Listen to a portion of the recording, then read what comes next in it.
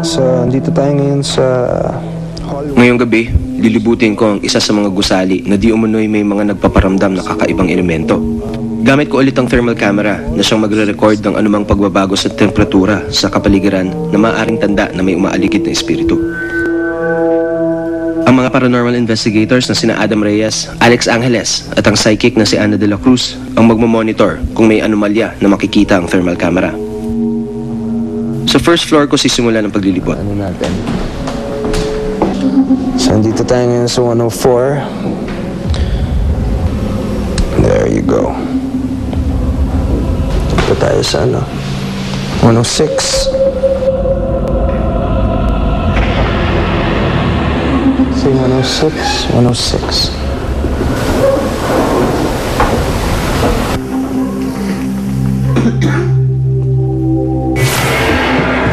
Sunod kong pinuntahan ang second floor.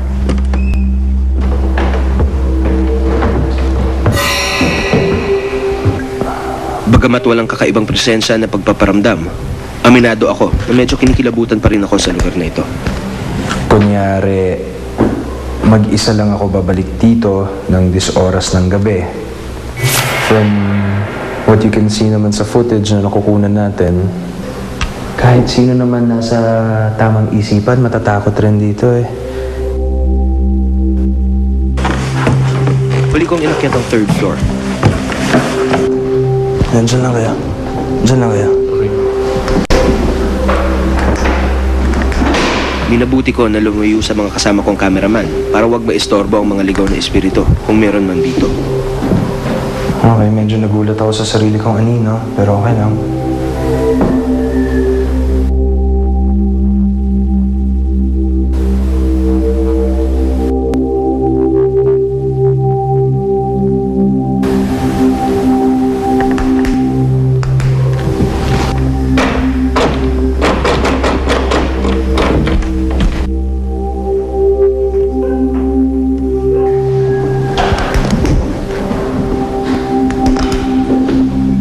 Pansamantala akong tumigil dito para imbestigahan kung may magpaparamdam sa akin dito sa third floor.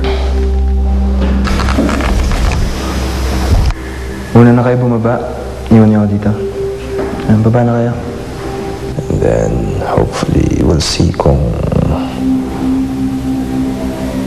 ano yung mangyayari pagka wala na akong kasama dito. Parang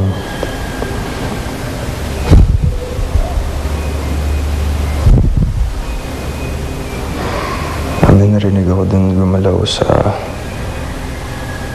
out of order na room. Pero hindi ko naman mapasok kasi nakalock. Parang may nakita lang akong aninong gumalaw dun sa may taas ng fire exit. May naririnig talaga ako dun sa